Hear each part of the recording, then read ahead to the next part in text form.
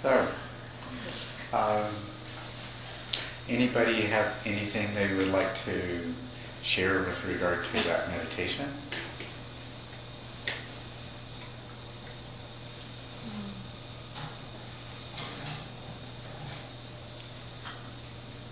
Well, I'll just ask you, the last thing that I suggested that you do, it was predicated on the possibility that you were in a place where your mind was very still and thoughts had pretty much become playing in the background. I was wondering if anyone tried what I suggested and if they experienced anything. Yes? Yeah, I noticed that I was feeling really peaceful. My hands were very pleasant and kind of tingling, and so I focused on that and didn't really notice anything for a little while, and then except just that pleasant feeling. But then a lot of tranquility and this peacefulness came up, and it seemed like the joy or energy in my mind just it mellowed out, and I just had a very, very peaceful feeling, and my experience of my arms and the rest of my body started to change quite dramatically. In a peaceful way, like a very expansive way. Mm-hmm. Pleasant. Oh, very good. Yeah. Yeah. This is a great meditation for me, and I appreciate the attention to the body. So in the past I've been able to experience before, and this time it was really nice. This buzzy, wonderful, starts in the lips and the hands and just like takes over throughout the body, and it'll go out to about maybe this far. It goes like here, and it's very, very intensely pleasurable. And I get colors. I get like these waves of it'll be intense purple for a while, and so that's really nice. And I've been there before, and I love that. And sometimes, this time I was able to do it a little bit. I can carry it into when my eyes are open, and I can just kind of carry it around a little bit. Yes. What's next? Yeah. I can get there, and I don't have, and I'm apt to be attached to it. Yes, it's easy to get attached to it. It's so attractive, interesting, different. Wow. Feels good. Oh, I want to do that again. Again. Yes. Well, your description contains the elements of it's a pretty much any classical description of arising of piti, that feeling of a buzzing energy, a fine vibratory quality, and the appearance of colors or lights and so forth, and the feeling of joy and happiness. Where that goes is that you come to understand exactly how it is that you create the conditions for that. And so you keep creating the conditions for that. It will become more intense. Then it becomes more familiar to you, and the intensity subsides and it becomes much more tranquil and peaceful. The other part you mentioned is you said sometimes when you get up, you can carry that with you for a little while. And that's where it's supposed to go. It becomes, after it's become very intense, and then after it's become familiar and the tranquility and equanimity come in, then it can persist. If you meditate once a day, it can not have entirely gone away before the next time you sit down. And when you sit down, it comes back on full force. And so you can end up basically going through your life in this very, very solemn state of piti, of joy, a lot of tranquility and a lot of equanimity. And that's very good. That's a wonderful place to live your life and to practice mindfulness from, because your mind's really clear, and you can how does that relate to when the sound separates? When sound breaks up? When the sound breaks up? You know what I mean? Like, the first time it ever happened, I was in a chant, and there was somebody in the room that was really out of tune with everybody else, and it was like really irking me, you know. And I had to, or I chose to find equanimity with that, and I was like just give it a wave of equanimity, and what happens is sound starts to break up. And it seems, and I noticed it sometimes when you go into the joyful place where everything's buzzing, that sound will break up, like there'll be a bird chirping, but the sound waves break up. Well, that's sort of auditory change. That's part of the. It affects all of your senses. It affects your visual sense through colors and light, and that's the way it affects your auditory sense. It takes different forms with different people. You know, you describe it as sound breaking up, whereas somebody else might find that there's this internal sound that's becoming stronger and stronger, so that any externally generated sound is sort of on the other side of this, and they can choose to either reach out and hear it, or they can just stay inside this place of internal sound. So it happens differently for different people, but it's part of the same thing. It's part of the same process. Yeah. Yes? That was a great meditation. All sorts of interesting, happy things. So thank you. But joy scares me. Joy scares you? Yeah. Right. Can you help me with that? Mm-hmm. Can you say anything more about that? Well, I was just trying to figure it out. I can think of two things. Number one, probably my upbringing. You know, you're not supposed to be too happy or excited, you know. Yes. And also maybe it's like the fear of letting go. Sort Yes. of. That's pretty good. You nailed the two things that are probably most likely to get in most people's way. The first one, it can be that the way you grew up, you were taught that you shouldn't have too much fun, you shouldn't be too happy, that there's something wrong, selfish, indulgent, so forth about that. Certain kinds of religious upbringing can be, some religions are very,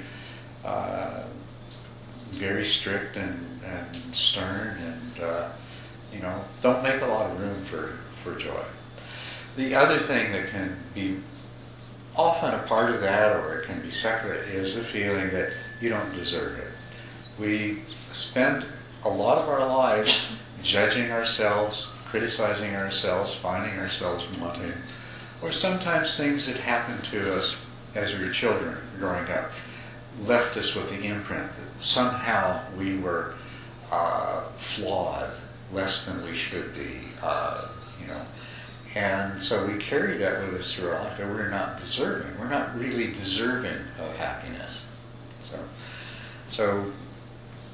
But to some degree or another, many people experience that when they begin to experience joy. They realize there's a part of me that is pushing this away. It doesn't want it to happen. So you recognize that, obviously. That's what's really good. Like, sometimes it can be hard to recognize. It's a sneaky kind of thing that goes on in your mind. It can take a while before you figure out what's happening. So at least you recognize. You need to make friends with that part of your mind. You need to let it come out in the open, and you need to let it expose these thoughts and feelings, and just, let them be illuminated by the clear light of consciousness, and to be accepted, and to make way for this part of your mind to be there and be accepted, but to recognize that it doesn't have to keep clinging to this view and this idea. That part of your mind can shift its values to become more consistent with those other parts of your mind that you're more conscious of. And then the other part of it that you said, what was that? What was the second thing? I think it's letting go. Is letting go. Is a fear of you're going to lose something. Yeah. That's a part of your mind that is, it really is aware of what's really happening in this and where this can possibly lead. Yeah. Because what's really happening underneath all of this is you are transcending, even dissolving, that sense of self, of being a separate self. Because as the stronger joy becomes, the less separation there is between you and everything else that is. And the fainter and the weaker becomes that artificial mind-created boundary that defines yourself. And your mind clings very strongly to that. And in a sense, the fear of losing that mental construct is very much the same as the fear of death. Because we fear death because we fear the loss of self.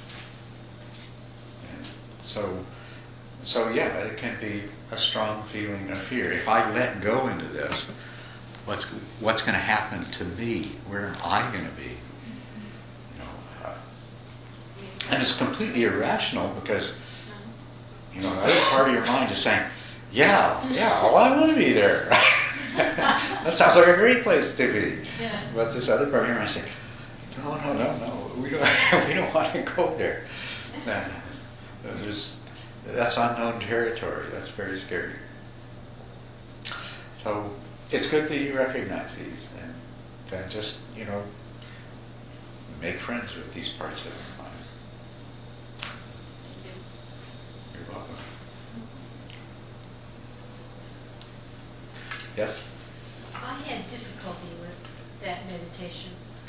I thought my body felt relaxed and Yeah. good, and then when you said to find one part of the body that felt good to concentrate on, the only part I could find that was not uncomfortable was an earlobe. Uh-huh. And so I tried then to concentrate on the earlobe, and I wasn't really able to. Yeah. Should I keep looking for another part of the body that felt comfortable? What you need to do first then, if that's the case, is you need to keep checking in your body and see why it's uncomfortable and where that discomfort is coming from. One possibility is you have some sort of physical problem that's producing a lot of pain.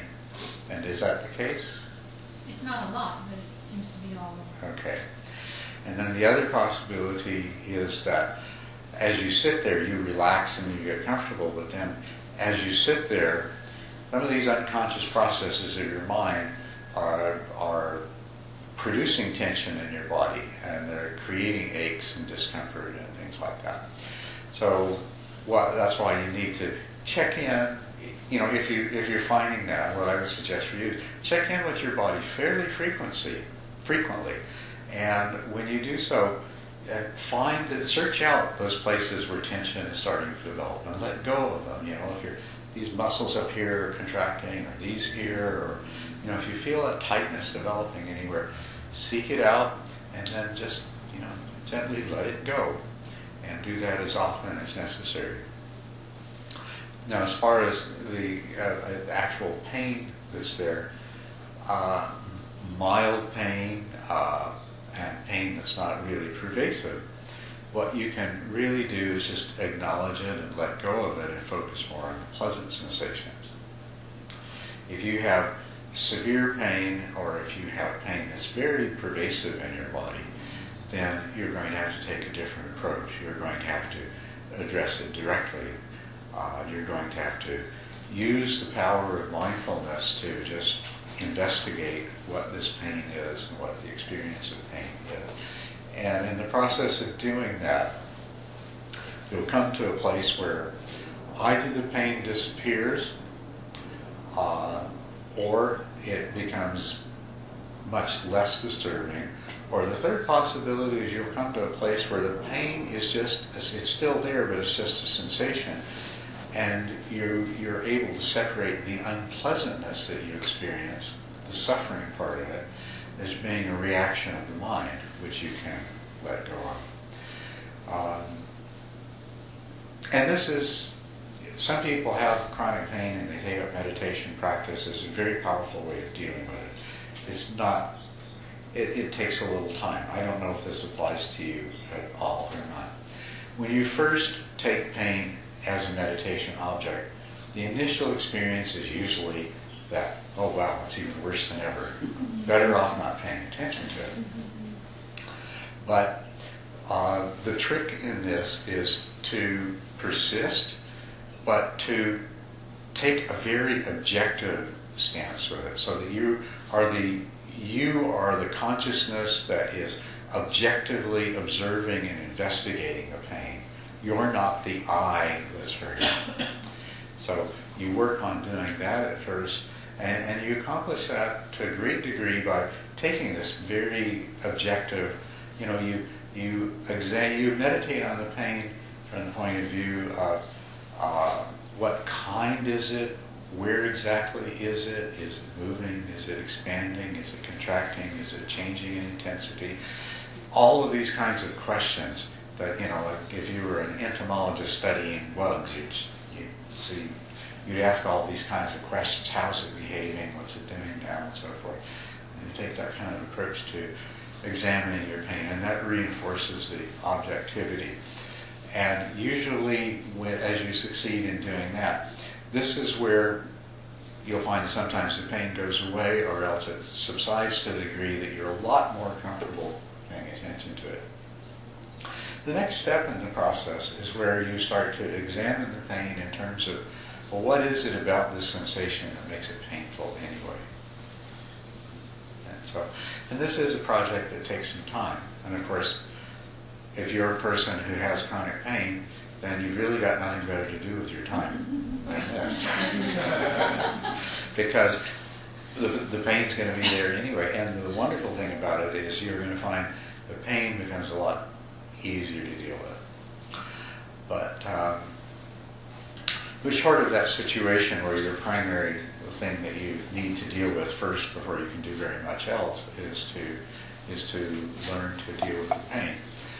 Then what you need to do is to evaluate how important unpleasant sensations are in your body and compare them with the pleasant sensations. And allow, pain that's not very severe, you can get very good at just giving it permission to be there. What you will find is that the more you resist it, the worse it is, the harder it is to accept. And the more that you can say, okay, you can be there, stay there, I don't care. Be there as long as you want. It's all right with me. That's how you start experiencing it. Well, it's not that difficult to deal with. And at the same time, there is pleasure in your body and things like that. So, when I say things like that, pleasure in your body, there's pleasure in your mind. There are pleasant aspects to your experience. There's sensations or sounds, things like that have pleasant associations. Do you notice this, that when your mind is calm and attentive, that pleasant associations can come up in connection with all kinds of different sensations? And you want to be aware of that, and you want to allow that to happen and embrace that when it does, make it part of your present experience.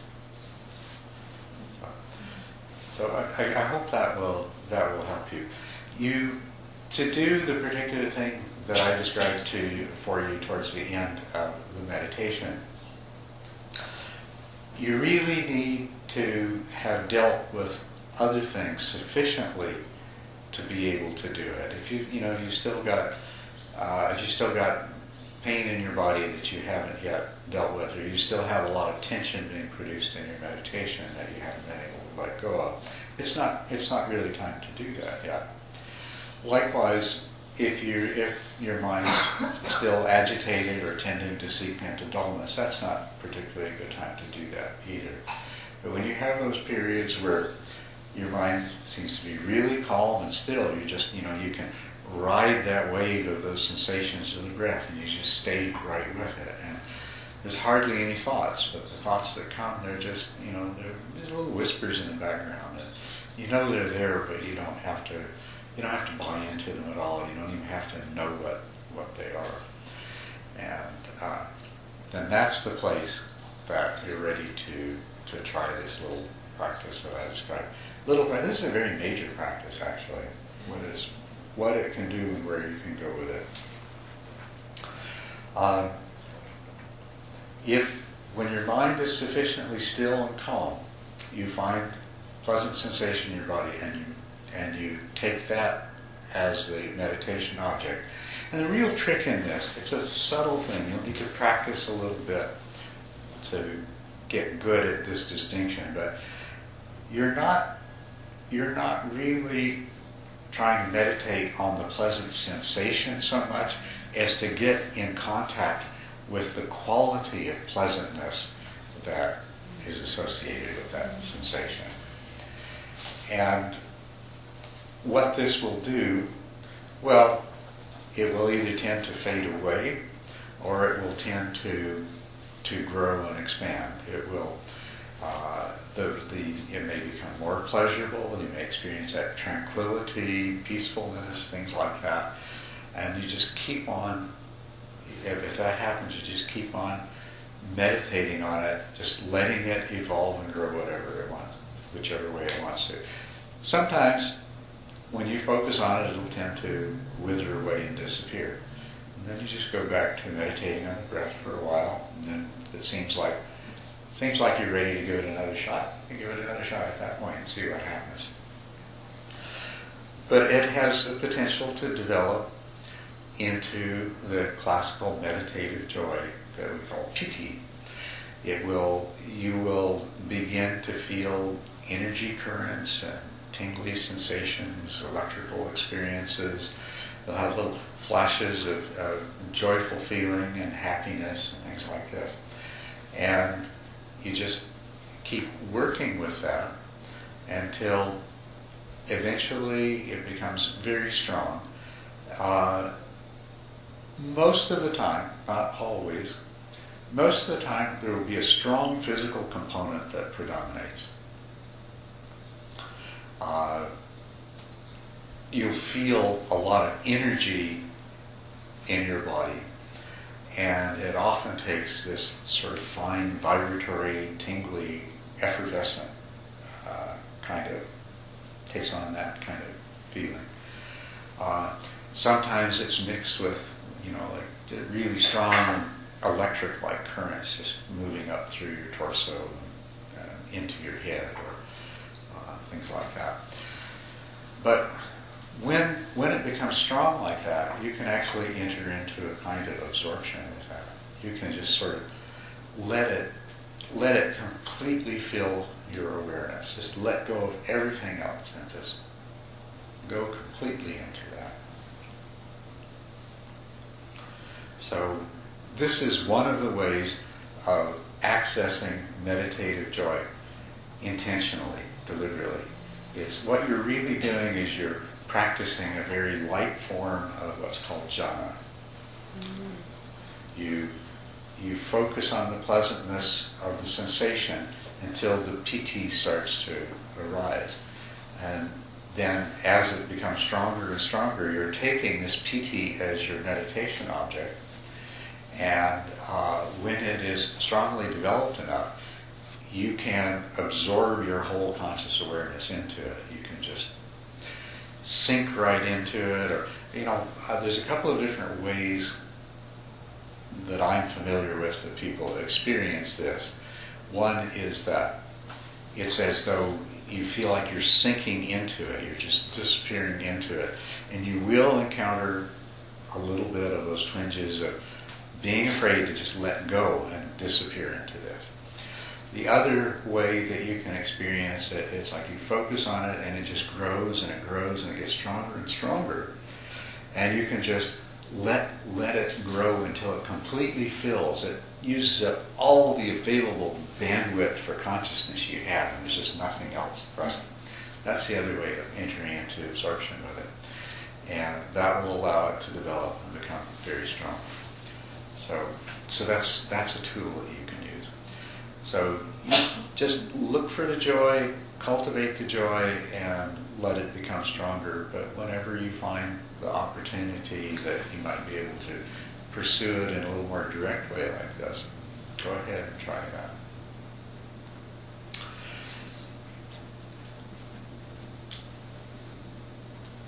Let's say something a little bit about the stages of meditation and the role that PT plays classically in this process. It's of the 10 stages, and anybody who's not familiar with the 10 stages of meditation I'm talking about, it's available for download from dharmatreasure.org. And I think there's a button called Writings, and it's called Light on Meditation Handout. But there's 10 stages in the development of samatha. The 8th stage is where PT becomes fully developed, becomes very strong. The 9th stage is where you keep arousing PT and becoming familiar with it, and you let the excited, energetic aspect of it gradually subside through familiarity. And then tranquility begins to develop. You have a really strong sense of tranquility, and a lot of equanimity begins to develop. And then the 10th and final stage is where, as you mentioned, the longer you can stay in the state of samatha, then the longer it persists. And if you get up from your meditation, at first you'll notice that, it lasts for half an hour or 45 minutes or something like that.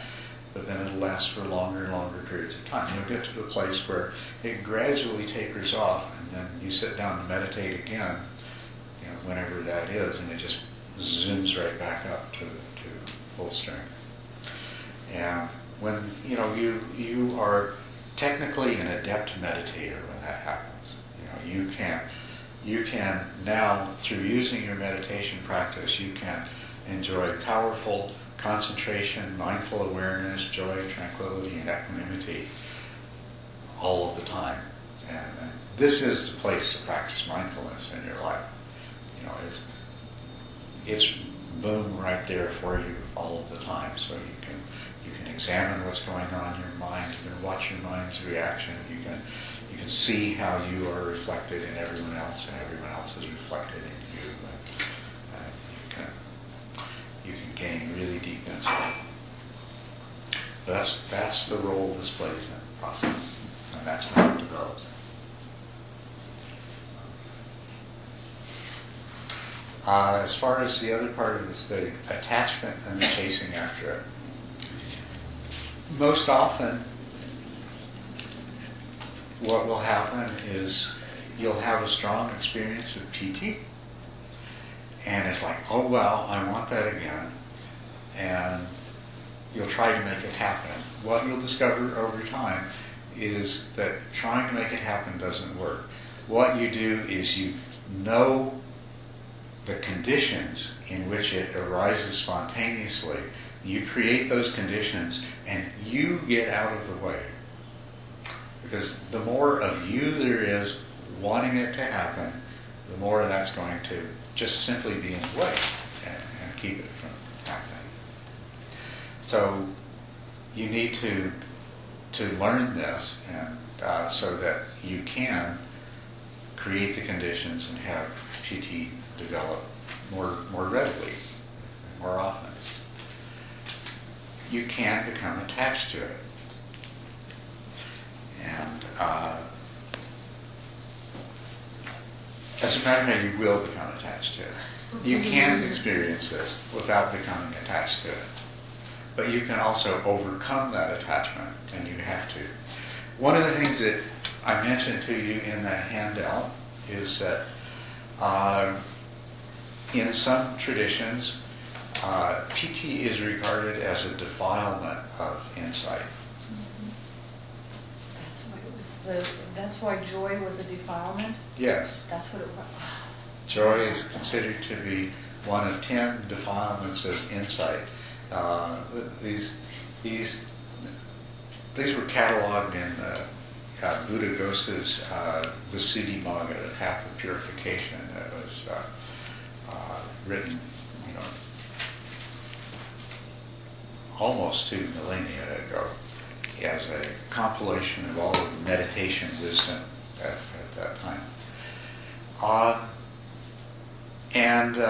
It can be, the understanding of this can be distorted and misinterpreted. But the problem with it, if you look at the 10 defilements of insight, you'll see that all except the very last one, which is a kind of attachment, are good things, positive things, desirable things, and including joy. And so you can say to yourself, what's the matter with these nutcases calling these things that the Buddha said we needed to develop as factors of enlightenment and so forth, calling them defilements. But they're defilements in the sense that you do become attached to them. And that the forms that attachment can take, the obvious one is you really like them and you want to keep experiencing this. But and that, of course, will keep you from continuing to develop your practice, because you just want to sit there in this state of strong joy. And the other one, though, is the next step beyond that is that you say, well, wow, they say enlightenment is this and this and this, and awakened being is like that. That's me. I'm there. I've arrived. I don't need to do anything else. If you can practice in the 10th stage of a samatha practitioner, you will have this PT with you all day long, every day. And you'll go out in the world as this radiant, beaming, happy, equanimous being. And you're convinced that you're enlightened. Right? And so other people look and say, wow, you must be enlightened. And you say,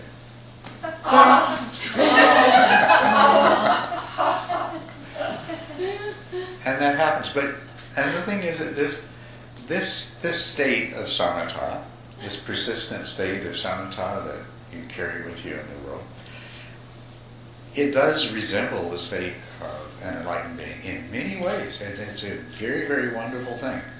As a matter of fact, I'd go so far as to say it's the next best thing to being really awakened. But this is its downfall. If you're not able to keep up your meditation practice, it's going to fade away. If you get ill, if anything happens to affect your body or mind strongly enough, you're going to lose it. Even circumstances in the world can, you've still got all the same seeds of the of mental afflictions that you ever had in your life. They haven't been destroyed. They've just been overwhelmed by this PT. And things can happen that will push your buttons, and they'll turn these things on full force.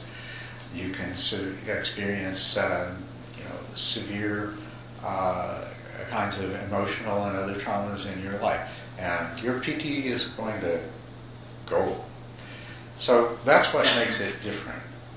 Is it's temporary, it's dependent upon causes and conditions, and there's no way to make those causes and conditions permanently be there.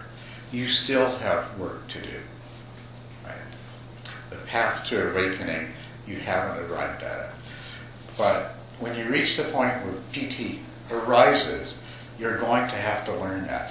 Now, in the system of the path of purification, where they describe the progressive stages of the development of insight, this happens, the fourth stage is called the knowledge of arising and passing away. This is, I'll describe it and you'll recognize it in terms of other things we said. It's where your mind it's totally with whatever's happening. It sees moment by moment, every sensation, every thought. It sees it arise and it sees it pass away. It sees it with perfect clarity. It's because you have strong concentration and strong mindful awareness. So when you arrive at this stage called the knowledge of arising and passing away, it's right in the middle of that the so-called 10 defilements of insight will arise. You are going to experience joy and happiness, clarity, wonderful concentration. The energy of the joy is going to create in you a fervor. You're going to want to go out there and share this with other people. Tell other people, you've got to do this. You've got to come and practice. You know, these are all good things. The problem is that you think that you're finished. You think you've done the work. You think that this is it. You've arrived at the goal, and you haven't. That's the only problem with it. The 10th defilement is attachment. You get these 9 wonderful qualities, and then you get attached to them, and that's what makes them the 10 defilements of insight.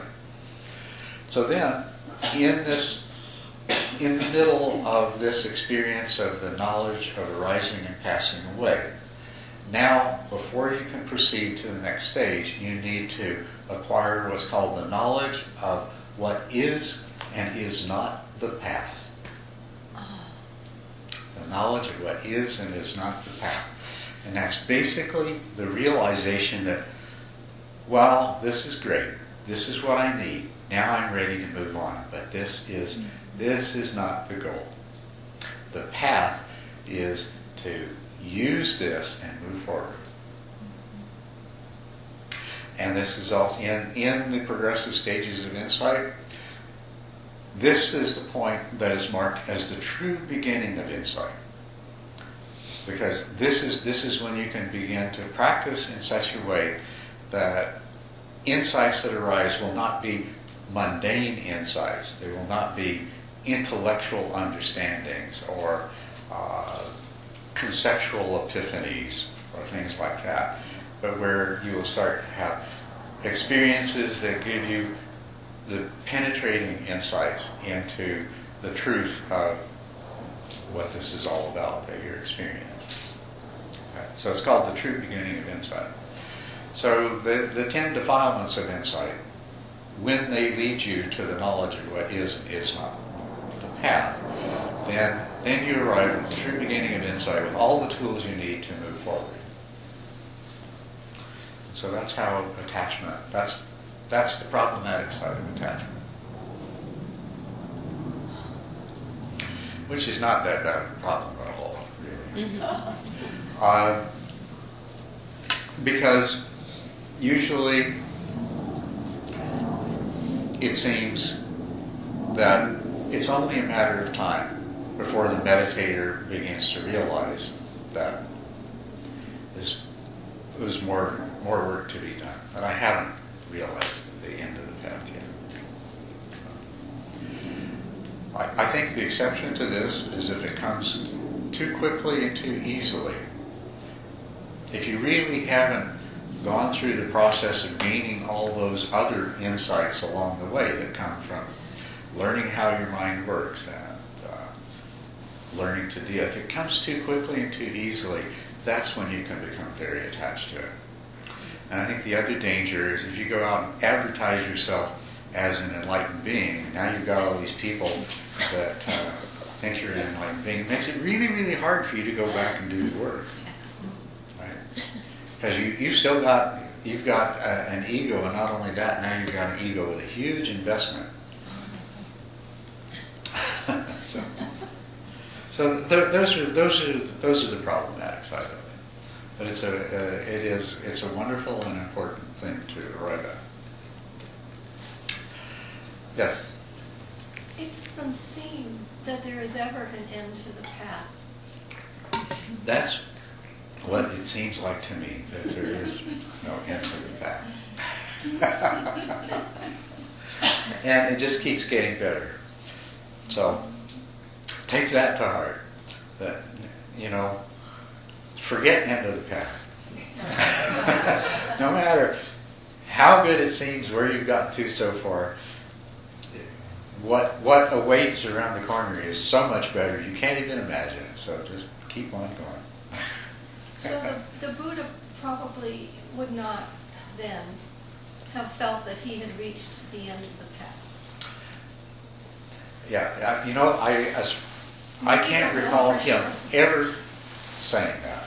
And as a matter of fact, it wasn't until a few hundred years after his final passing, his Mahaparinibbana, that followers of his began to say that he is the ultimate, there's nothing beyond, he achieved the absolute, complete, total enlightenment, end of story. That became a description. So, and maybe that is, I don't know. I'm not close enough there to say that there is or there isn't an end to the path. But from where I am, there doesn't seem to be an end to the path. And it seems to me that this description of Buddha in those kinds of terms is something that came later and that I don't think he was ever necessarily telling us. Yeah. In one of the workshops with Hayward Fox, he shared the story of his 9-year-old daughter who stood in front of him like this and said, "So when I'm perfect as I am, why do I need to work so hard?" And we asked, "So what did you say?" And he said, "Well, I fell in front of her and said, 'You are my guru.' And then my wife didn't like it," he said.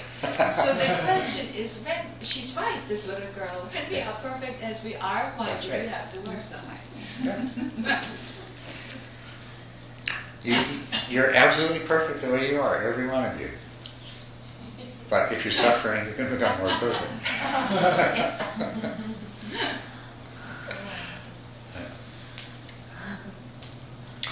I'll say one more little thing on the topic we've been discussing. There are some practices, those that rely very directly on this description in the Visuddhimagga that I was sharing with you. The nature of these practices is that they involve a high level of mental activity.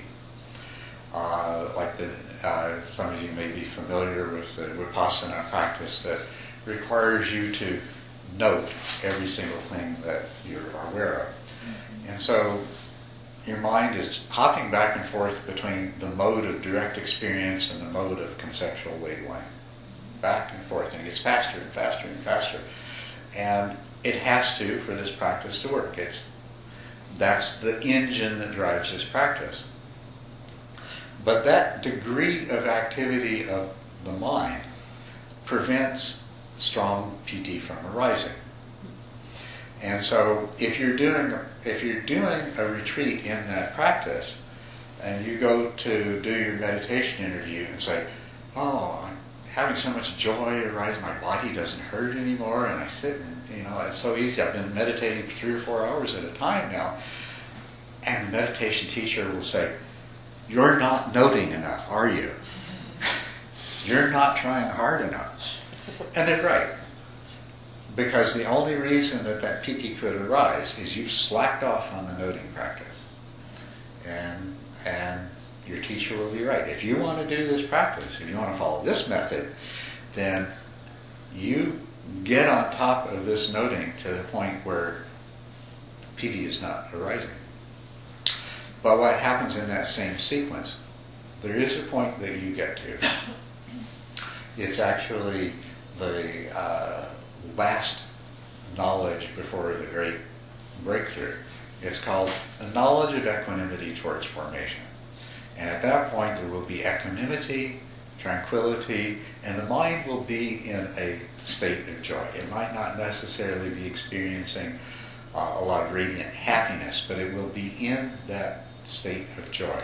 The piti will be present. So it's not that piti doesn't occur in that process. It's just that it occurs later on. But the meditation teachers in that process know that when a student is not at that stage and they start reporting, no pain, joy, and things like that, that they're slacking off in their practice. And so that is the other thing that we will encounter here. Be aware of.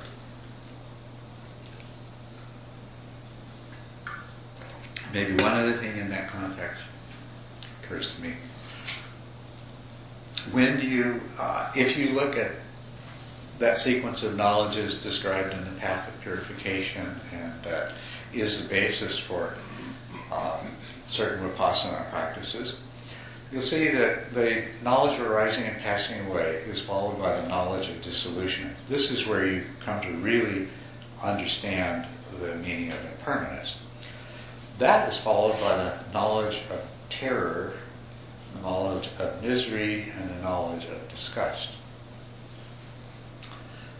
These are called the dukkha jnanas, the knowledges of dukkha, of suffering. And there's a lot of suffering involved with them. They're very unpleasant. Creates a lot of physical suffering in the body, a lot of psychological suffering, because you're confronting the realities of impermanence, the pervasiveness of suffering, and the illusoriness of self. But you're doing it in those practices with a mind that's not in a state of joy. That's what makes it so difficult. And it's not the only path to follow. It even says this in the Visuddhimagga. If you go back there, it will describe the knowledge of terror and say, but does this, I can't remember the exact words, but it says, does this knowledge of terror mean the meditator experiences terror?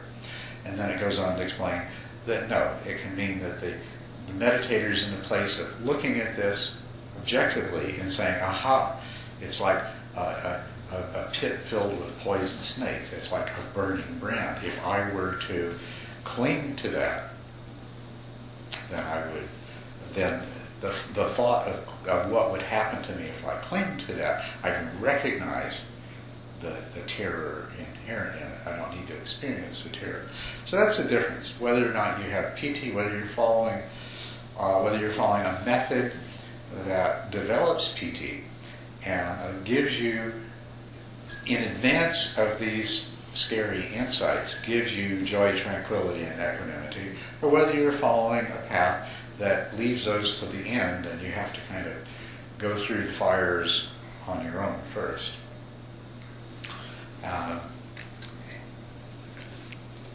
Personally, I prefer the path that involves the path of samatha vipassana, that you have PT, tranquility, and equanimity. But there's a lot of people that have been very successful following the other path as well. So, I guess it's different strokes for different folks and what works best for you.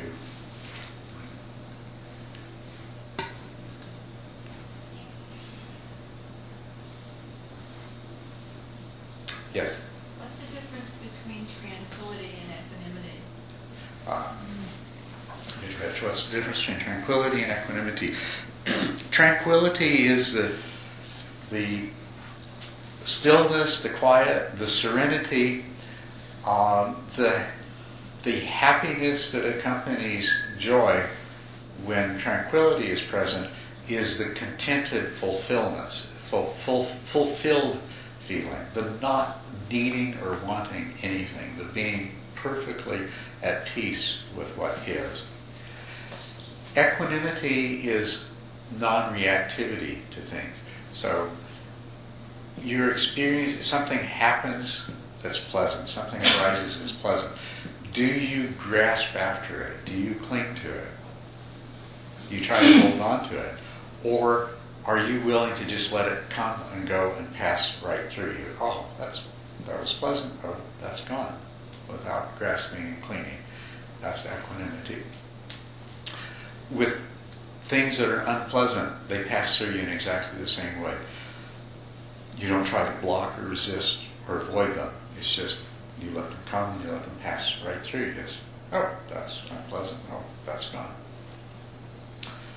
So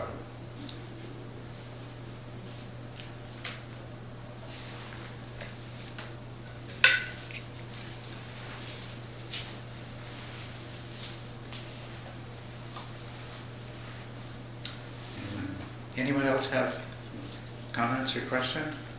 I have questions about the noting. Yes. How do you, I know that Chinson teaches noting and labeling, Mm-hmm. and I'm a bit confused about, when you brought that up, Yeah. confused about the noting. Could you explain the noting? What exactly is it about that you'd like clarified?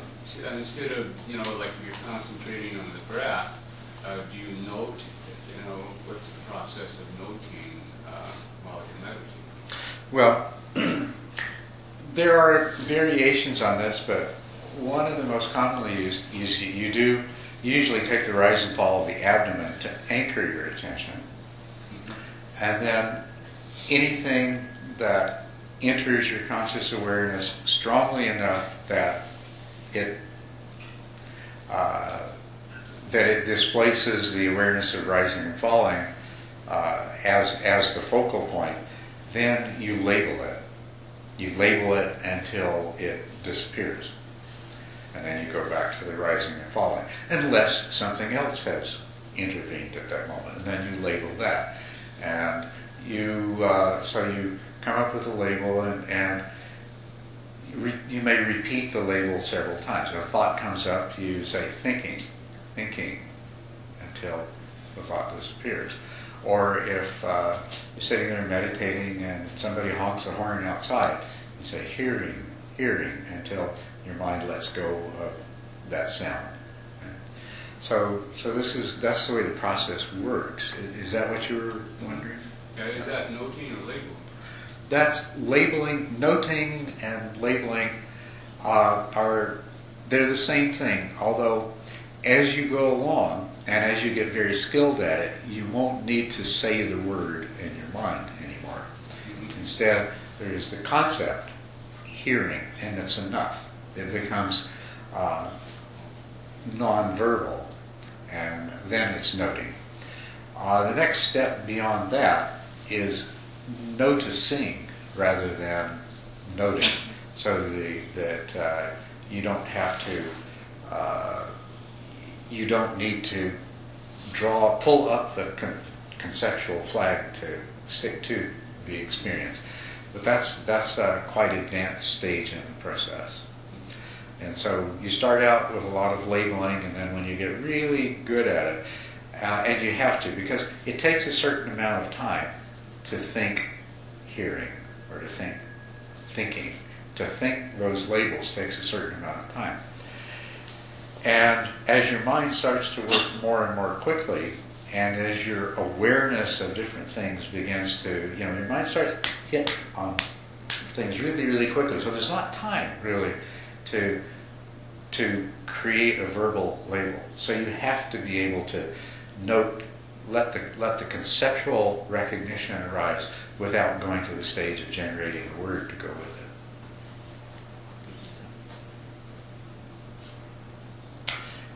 It's a bit of an aside from what we're talking about today, but I'm happy to answer your questions. Yes? So in meditation, when the opportunities arise, there comes, let's say in the case of a pain, there's a pain, and then on meditating on that pain, there may be experiences behind that pain. Yes. And the only technique that I've ever learned in dealing with those is to pay attention and to break them apart, basically, to split the strands of experience, and then to bathe them with equanimity. And then they disappear. There's like I don't know what to call that, but there's like a popping and it goes and it's gone, that sort of thing. Is there anything more or different than that you do or can suggest in clearing those experiences that pop up? Well, there's more I can say along those lines to expand on this. As far as dealing with pain goes, yes, what you're doing by getting into the objective mode and examining the sensation as sensation, looking at its different qualities and things like that. Yes, you're untangling the different strands of experience until they become clear, until ultimately the mental reaction that we call suffering, and which makes the pain painful, gets separated from the rest. And it's at that point that it just becomes a sensation. It's not a pain anymore. So we're talking about doing the same thing and describing it in slightly different terms. And can you see that it's really the same thing? It's really the same thing. Yeah, it's really the same thing. But you said something, pain comes up, there's other experiences associated with it. Now, let's look at that a little further. Like, some of the other experiences that can be associated with it can remind you of past trauma, or it can be associated with fear. I mean, one of the things that happens when we have pain is we're afraid of what might happen. All kinds of fears. I've got this pain. Oh, does it mean I'm dying? Does it mean I have cancer? Or maybe it's never going to go away. Maybe I have to deal with this pain forever. Or even, if you have a severe pain, like a migraine headache, and the thought comes that, oh, these usually last X number of hours, however long they last for you, that thought can be so painful. And it's painful because you're imagining what it's going to be like suffering this pain for that number of hours, So there's a lot of other different kinds of mental and emotional experiences that get even interwoven with our pain. And, the description I gave you is more appropriate to a pain that you're primarily experiencing sitting in meditation, and you already know its cause, and, but a pain that carries all of this other stuff with it, you're going to have to get in touch with all that other stuff. And you said, bathe it in equanimity. I would say, you're going to have to just accept it. You're going to have to say, okay, there you are, you're there. This is why you're there. You have a right to be there. I created the causes and conditions for you to be there, and everything I did in the past. And so, yeah. And so you come into a place of acceptance, and you bathe it in equanimity. But you might have to do this, might take quite a while. It might be a lot of stuff that you have tangled up in your pain. Things like you can be 60 years old, and this goes all the way back to childhood trauma that you have. So, what this is part of something. This particular example regarding pain is part of something that has to take place and does take place in meditation. It's described as purification of the mind. And think of it this way. Your mind is many different processes, and some of those processes are holding on to a lot of old stuff. If you want to unify your mind, then you're going to have to deal with the old stuff that's being held on to by some of those processes, and they've been buried in the subconscious or unconscious part of your mind all the time. You sit down to meditate, your mind gets quiet, and this stuff that's been hidden away for all that time starts to come to the surface. Can come in the form of memories, painful memories, can come in the form of emotions, and you don't even know what the memories associated with. You're just sitting there meditating, having a good old time, and all of a sudden fear starts to come up. Sometimes it can take the form of you're sitting there meditating and some image, some vision of something, some ghastly thing that come up, and it's like, where did that come from? What's that to do with it? I mean, it's not a memory, but it's connected to some of your stuff. That's why, and these things do come up in meditation, and when they do, you don't want to push them back down, send them off back into the dark again. You want to bring them out in the open. You want to allow yourself to be with them, to accept them, to let them tell you whatever it is that they're trying to tell you. And let the light of conscious awareness give that part of your mind that's been holding on to this thing a new perspective, a new way of looking at what it's been holding on to. And in that way, you can let it go. It becomes resolved. And when you let it go, it goes away, and it goes away once and for all. And so this process of purification is an important part of what happens in your meditation prior to the unification of mind, prior to the strong PT arising. Is all your old stuff that hasn't been dealt with is, well, not all of it. It took all of you to have to meditate for 1,000 years. The good thing about this is key portions of your old stuff can come up, and you can deal with it.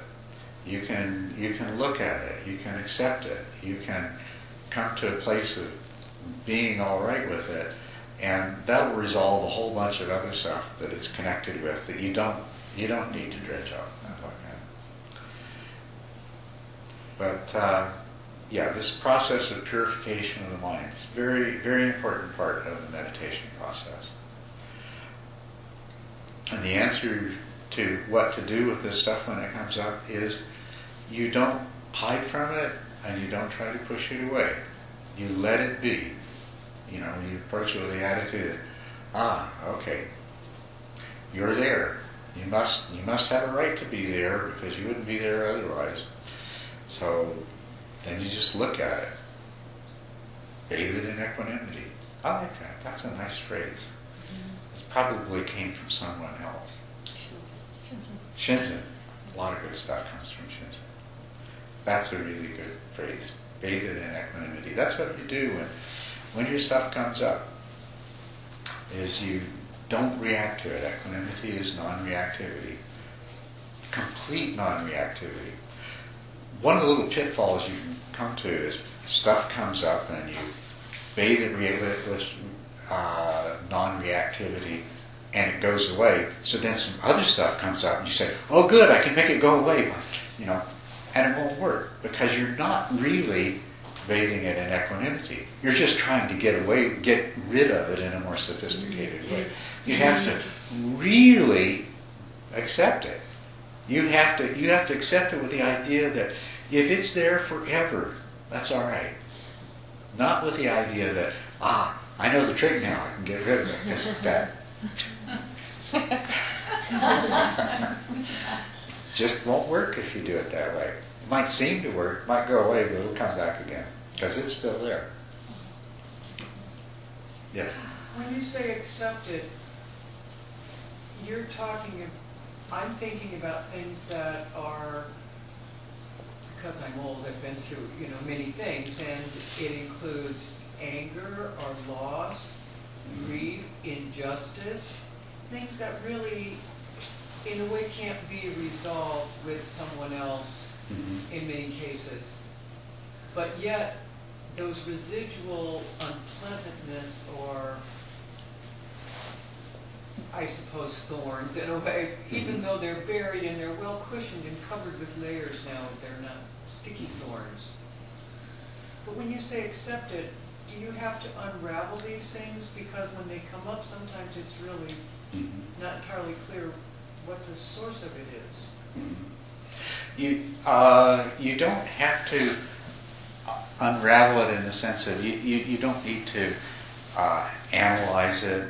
You don't need to revisit it and play with all its different parts. It's more, let it do whatever it needs to do. If there's parts of it that you need to look at, they'll present themselves. You don't have to go looking for them. This is something you talked about yesterday when you said we have to work out these internal conflicts. Yeah. This is part of this. This is a very important part of this. Yeah. In order to really be at peace. That's right. It's logical. Right. You have to make peace with it. You have to make peace with the different parts of yourself, with the different parts of your mind. The method of doing that is what? Do you have like a 1, 2, 3 on this? Well, as you say, these things. I'm really good with lists. These things do tend to be hidden away and buried away and cushioned and everything else, so that you've been able to go through your life pretending that they weren't there. Although I'll tell you that you haven't really, because they've been infecting every. I said affecting, change that, infecting. They've been infecting every decision, every reaction, everything else that you've done. Because you said yesterday also that things that we have a reaction to are based on a series of other reactions we've had. Yes. So therefore, it's connected to all those unpleasant, horrible, sorry, hard things. Yes. So you want to get rid of that so you're pure again. So you have pure reactions or more momentary. Well, as far as the steps you go through, the first thing is you've got to quiet your mind so that all this ordinary, everyday, pointless noise of the mind quiets down. And you've got to be in a state where you're open to letting these things come up. The biggest change that we make is the more we come from a place of acceptance and the less resistance we manifest to anything, the more open we become. This is what invites these things to come up to the surface. So a lot of the work is just calming your mind. And as you calm your mind, and as you learn to work with your mind, as you develop, as you make friends with your mind, you become patient with yourself and what you are. This creates the circumstances so that these things can come up. When they come up, you have to be aware of your reactions and try to let go of those reactions. Hopefully, by the time they come up, you're in a place of a lot more peace, and it's a lot easier to do this. So that even though the reactions might come up, you're in a place where you recognize that, and you don't feel like you need to let that reaction carry on. You can let go of it and let go of it and allow yourself to be with whatever's being presented to you. You know, loving yourself, loving what is, acceptance, accepting yourself, accepting what is, not struggling. These are the most fundamental, foundational kinds of changes. Recognizing that anytime your mind starts generating emotions, or anytime your mind starts generating thoughts to do with something, that's not reality. Emotion is, it completely covers and obscures reality. And it's a mechanism that's just trying to make us behave in some particular way that some misguided mental process thinks is going to solve the problem. So you just have to accept the emotion. Like, okay, here's this emotion arising. I'm not this emotion. This emotion isn't reality. This emotion is what my mind does in response to these things. And let it do that, but see beyond it and not attach to it. When the thoughts come up, and things that have a lot of emotional weight have a lot of thinking invested in them. A lot of, you know this, the sentences, the ideas, the thoughts, as soon as it's turned on, that it starts playing the same old record and everything. And you got to just let go of that and know that, okay, this is the old story, but this is not reality. And let go of the story and just be with what's there.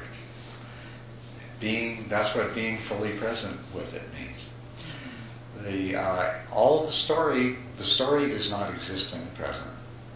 The story is totally illusion anyway. But the story is about the past, and the story is about the future, and the story is about the imaginary person that you either are afraid that you are or that you would like to think you are, and it doesn't matter which. the story's just a story, and it's all about letting go of the story, letting go of the emotions, and just being present with what is. Looking at it. What makes the difference isn't that you create some new or better story around it, or that you manage to stop the old emotions from arising. What makes the difference is that you expose whatever this is to the pure light of conscious awareness, and you let that mindful awareness illuminate and make clear what's really there and what's really going on and what kind of effect it really has. See, you don't have to think about it or analyze it. It registers directly when, through mindful awareness, it reveals that this thought or this idea or this memory, whatever it is, has been making you suffer. And that is the key piece of information. That, wow, all this does is make me suffer. And when that part of your mind has been holding on to that, back in the shadows, all of these years, gets that message that, because it's been holding on to this and it's been doing whatever it's been doing with it, because that part of your mind thought this was what was good for you. This was the right thing to do. This was the solution. This was the path to happiness. When it gets the message that, hey, this is not serving us, this is not working, this doesn't help, then it starts to change.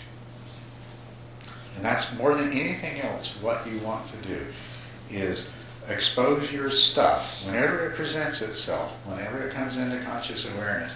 Expose your stuff to the pure, clear light of conscious awareness and let that do the work. And when the emotions start to get in the way, you deal with the emotions, but you always want to get back to just illuminating whatever it is there. When the thoughts start to come up, you just get beyond the thoughts to what's really behind there. And it all comes down to loving what is, accepting what is.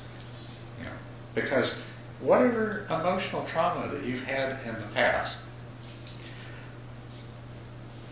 the only way it's going to stop being a trauma for you in the present, the only way you're going to stop reliving it consciously or unconsciously, is when you come to the place of just accepting it. Okay, that's what was, that's what happened, and so what? That was then, this is now. That's the place you need to get to. So you're saying awareness, acceptance. Yeah. Awareness, acceptance, and if you can relate to it in these terms, love. Because it's part of you, so... It's part of you. If you can't love it, then you're still divided against yourself. I think you could have thought of a third A. Third what? A third what? Awareness, acceptance, and Affection. affection. 3 A's. Affection, okay. Yeah, there we go. Yeah. Well, I have a question. I'm putting this in totally real life. Not everything you can accept. Sometimes there are things that they will be unpleasant, and you feel that you have to do that. And how do you approach? I don't know. You have a business and you have an employee, and they're not doing a good job, and you have to fire them, for example. Okay, great. And obviously, it will not bring you joyful feeling. Then you kind of go back and forth. Okay, but this is not good for. How do you approach that, or in a similar situation like this? Mm-hmm. Okay, well, there's several things in here. Like the first thing I heard you say is there's some things that you can't accept, and I would say that's not true. There's some things that maybe you can't accept yet, but they're maybe hard to believe that you can accept everything.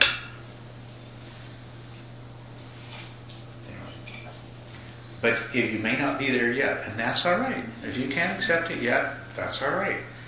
That doesn't mean that there's something wrong with you. That doesn't mean that you need to change the way you are or force yourself to accept something. It just means you need to recognize.